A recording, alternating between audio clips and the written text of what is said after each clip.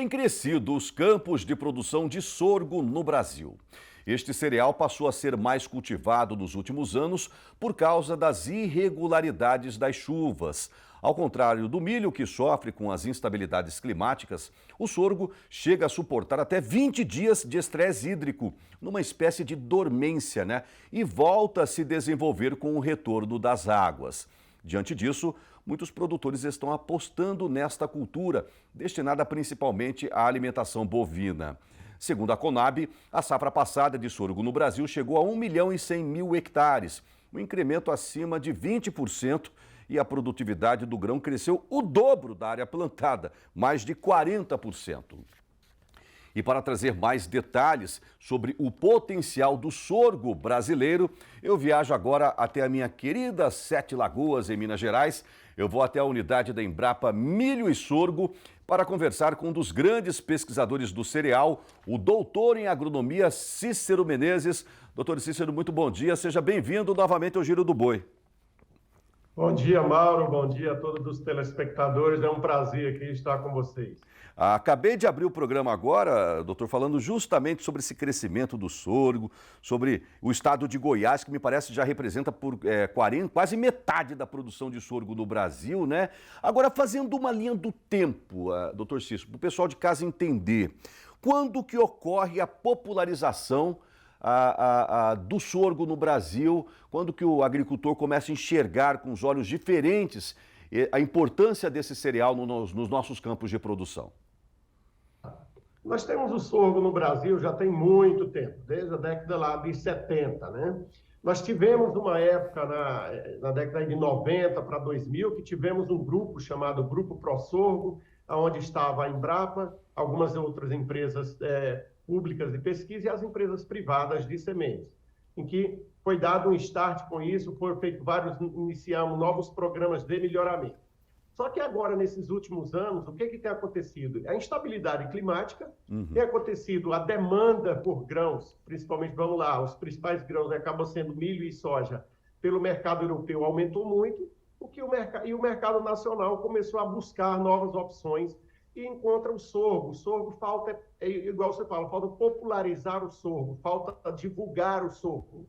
O sorgo para safrinha é excelente, porque ele suporta, como você falou, ele tem uma demanda hídrica menor do que o milho, então ele tem um sistema radicular mais profundo, tem uma cera na planta, tem um número de estômagos maior, você tem uma eficiência no uso da água maior. E o produtor está começando a ver isso. A safrinha também é uma época em que temos um risco, por ser esse risco climático, o custo do sorgo ser menor do que o custo do milho, isso ajuda, ou seja, o produtor vai ter um risco menor. E é muito fácil produzir o sorgo. O sorgo, nesse sentido, ele exige menos defensivos, ele tem um ciclo um pouquinho menor do que o milho e faz isso que você falou, que ele hiberna.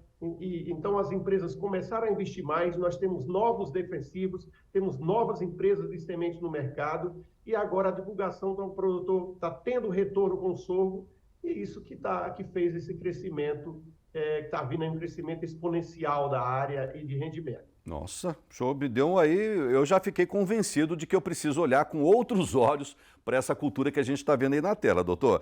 E eu te pergunto, então quem planta sorgo tem um risco menor de quem planta milho? Com certeza. Uma por causa desse ciclo e o que vem acontecendo também, Mauro, nesse último ano, que até impulsionou essa área do sorgo, tem sido esse problema do complexo de enfesamento, da cigarrinha. A cigarrinha não ataca o sorgo. Então, nós temos áreas que estão usando o sorgo no sentido de manejar a cigarrinha no milho, manejar o enfesamento. Ele serve como se fosse, vamos lá, não existe as áreas para isolar uma época da outra. Se plantar o sorgo, você pode manusear, ao invés de ter restolho de milho ou tigueras, você planta o sorgo e você consegue manejar melhor as cigarrinhas na área. Mas existe alguma diferença muito grande em termos nutricionais do sorgo em relação ao milho, doutor Cícero? Não. Os dados têm mostrado, nós temos um excelente pesquisador na Universidade Federal de Viçosa, que ele mostra, quando a gente fala em digestibilidade, a gente costuma falar em energia metabolizável. A diferença da energia metabolizável do milho para o sorgo é apenas 5%. E Opa! isso, se o pecuarista usar o grão seco. Nós temos exemplos aqui em Minas em que o produtor faz silagem de grão reidratado. Nossa O Senhora. grão de sorgo ele é muito denso, então ele demora a absorver a água. Então, quando o produtor quebra o grão e reidrata ele, e é uma forma até de armazenamento. Nós não temos silos no Brasil para armazenar a soja, o milho e o sorgo. Então, em Minas, temos vários exemplos de produtores que usam, sabe a silagem normal que eles fazem, o silo trincheira? Eles fazem isso com um grão reidratado. E aí essa digestibilidade do sorgo, que seria 95% do milho, ela sobe para 98% do milho. E ele se iguala em termos, então, de digestibilidade, o sorgo igual ao milho. Então, o produtor pode substituir o milho, o produtor, né, de bovinos pode substituir o milho pelo sorgo em 100% da sua ração, sem prejuízo de rendimento. Agora, reforçando um pouquinho mais essa colocação que o senhor acabou de trazer para a gente lá.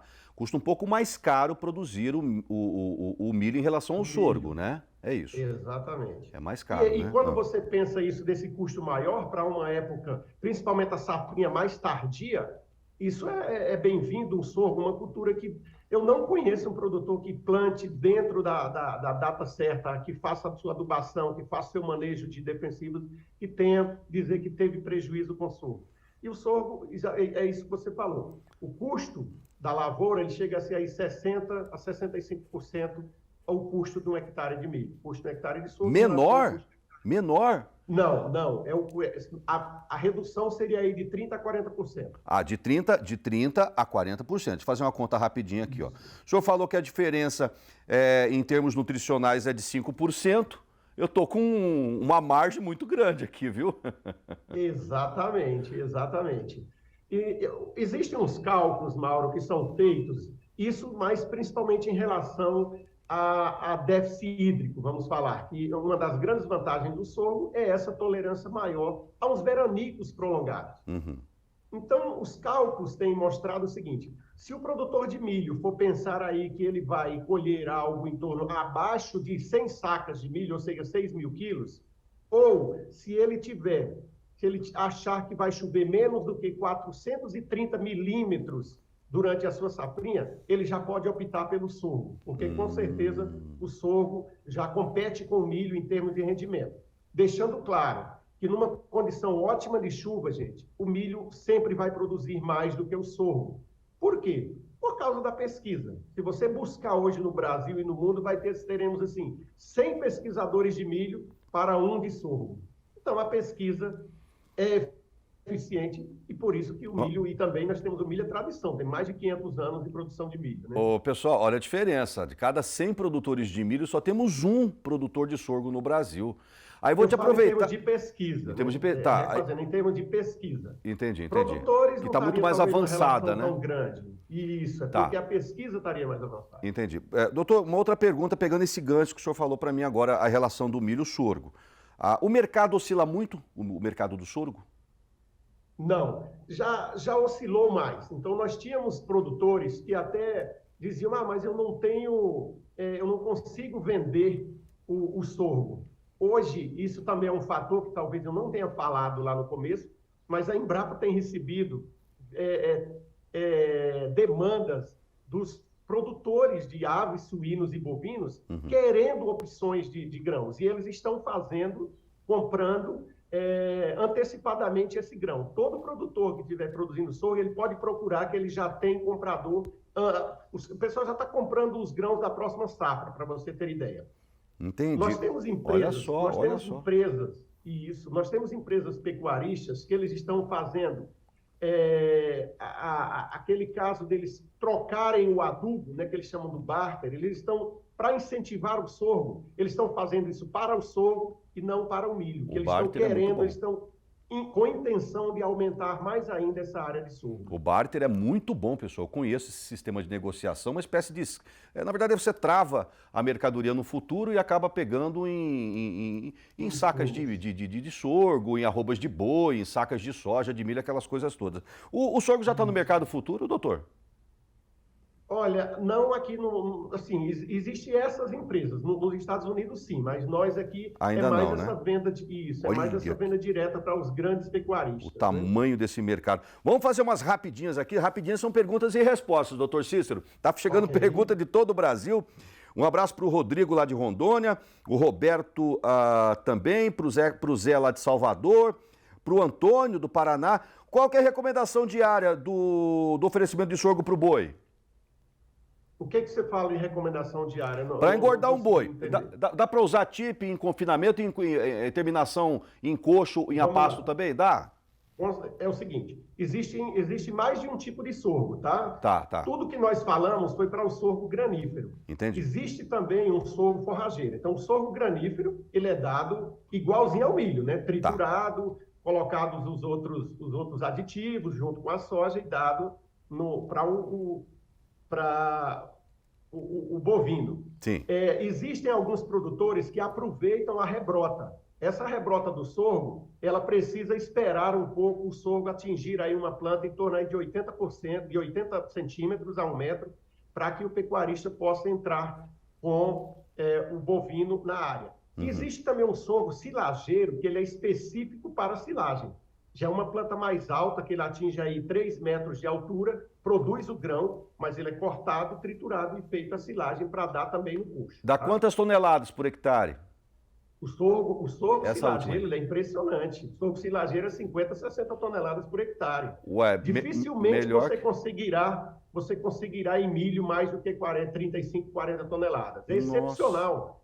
Aqui em Minas, a parte leiteira, os pecuaristas, os criadores de gado leiteiro, usa demais o sorgo silageiro para alimentação. O pessoal fala sorgo boliviano, não sei, um trem desse? Esse é um outro tipo já é também um de outro. sorgo.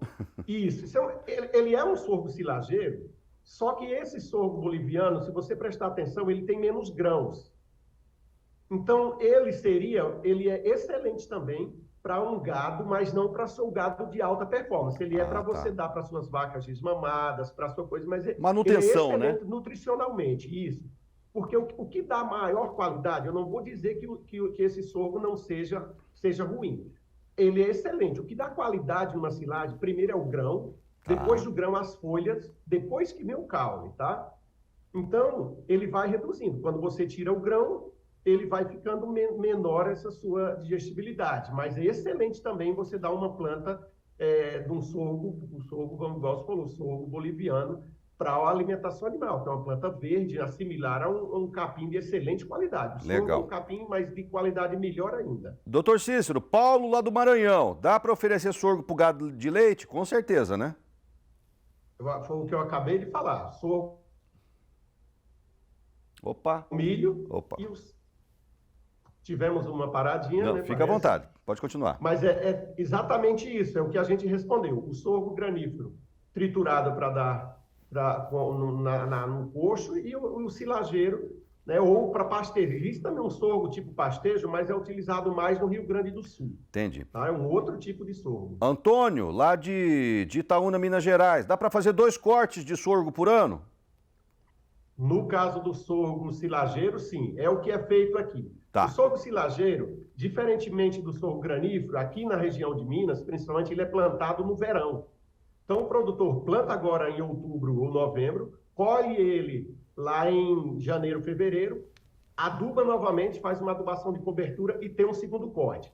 Nós ainda temos outras coisas que dá para fazer. Na hora que ele for adubar essa rebrota, ele pode também semear braquiária, que ele vai ter um segundo corte e vai ter ainda mais um mês de braquiária para dar de pastejo para o gado. Eu jogo o gado na soqueira ali.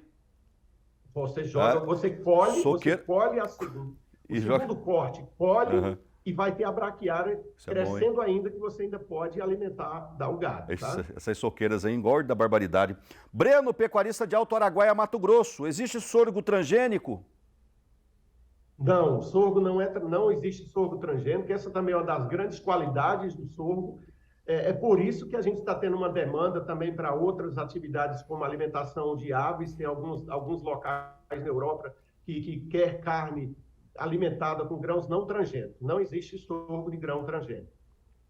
Tem um cara dizendo aqui, diz que ele perdeu uma vaca com a rebrota do sorgo. Deve ter morrido de outra doença, não com o sorgo, né? Não, pode ser. Vamos lá, Mauro. Existe, é aquilo que eu falei, existe, dependendo do tipo de sorgo, aquilo que eu falei, o sorgo só pode ser, a rebrota do sorgo só pode deixar o gado alimentar com ela quando ele tiver de 80 a 1 metro para cima. Se você alimentar o gado com um sorgo muito baixo, ele tem uma durrina, que a gente fala, um elemento, que ele pode sim dar um pouco de intoxicação. Entendi. Mas para aqueles que conhecem, uns reagentes que a gente faz, que é porque ele provavelmente não sabia. Manda ele entrar em contato com a gente, que existe algo muito fácil para ele controlar, para ele não ter problemas na hora dele alimentar esse gado. Por isso falo, para colocar o gado no pasto de sorgo, ele precisa estar próximo a 1 metro de altura, ou ele pode estar mais baixo, desde que ele esteja com a panícula já fora da planta. Última pergunta, só que é dupla, e tem tanta para responder, depois vou mandar para o senhor, doutor, se eu puder ajudar os nossos milhares de telespectadores que estão interessados em saber um pouco mais sobre o sorgo. Última pergunta, me parece que vocês da Embrapa, acabaram de desenvolver uma variedade de sorgo mais resistente ainda já era resistente, agora ela é ainda mais resistente à seca. E essa pergunta eu emendo com uma outra, e me parece que vocês estão usando um aditivo chamado tanino, que reduz a emissão de gases de efeito estufa, descarbonizando a nossa pecuária, essa palavra que está ecoando nas fazendas brasileiras, doutor Cícero. Vamos lá. No caso dessa tolerância à seca, a Embrapa existem alguns sítios que a gente chama sítios de fenotipagem. Então, os nossos materiais eles são avaliados no norte de Minas, numa época de seca, e também em Teresina. Então, quando a gente lança algum material, a gente tem certeza que ele vai tolerar um pouco mais de seca. Em relação ao tanino, existem duas coisas. O tanino não é... Alguns produtores imaginam que tanino é veneno, não é. Tanino é simplesmente um químico que ele se complexa com a proteína e reduz a digestibilidade. Então, no mercado, a gente diz que o único local que planta sorgo com tanino acaba sendo o Rio Grande do Sul. Mas, ultimamente, tem muito produtor que está usando uma variedade de sorgo chamado sorgo Ponta Negra, porque ela tem uma eficiência muito grande no manejo para nematóide. Então, ela tem um fator de reprodução de nematóide muito baixo. Nesse caso desse sorgo, ele é interessante que ele seja ofertado principalmente para gado, porque o ruminante não tem problema com tanino, e tem mais isso aí que você falou. As pesquisas mostram, é algo ainda inicial, mas mostram que para o tanino, para o bovino, o tanino é bom. O tanino reduz esses gases, no caso do bovino, e faz esse efeito aí que falou, menos gases do efeito estufa aí nesse caso. Mas lembrando que o sorgo com tanino, ele deve ser ofertado somente para bovinos e não deve ser ofertado para suínos e aves, porque reduz em 20% a engorda dos suínos e aves, tá bom? Tá bom. Siga bem essas recomendações. Mais detalhes, tem milhares de artigos publicados, é só você entrar em contato, vai no Google lá, escreve Embrapa Milho e Sorgo da minha querida Sete Lagoas, Minas Gerais, escreve Dr. Cícero Menezes, pesquisador da Empresa Brasileira de Pesquisa Agropecuária, e claro, você vai ter uma porção, uma infinidade de informações para te convencer ou não a olhar com bons olhos aí para essa nova cultura que está bombando no Brasil, no caso o sorgo. Doutor Cícero, muito obrigado por esse bate-papo, seja bem-vindo ao Giro do Boi, o senhor sabe que a casa é sua. Eu que agradeço, estamos à disposição, obrigado aos telespectadores e excelente programa para vocês. Um grande abraço, professor.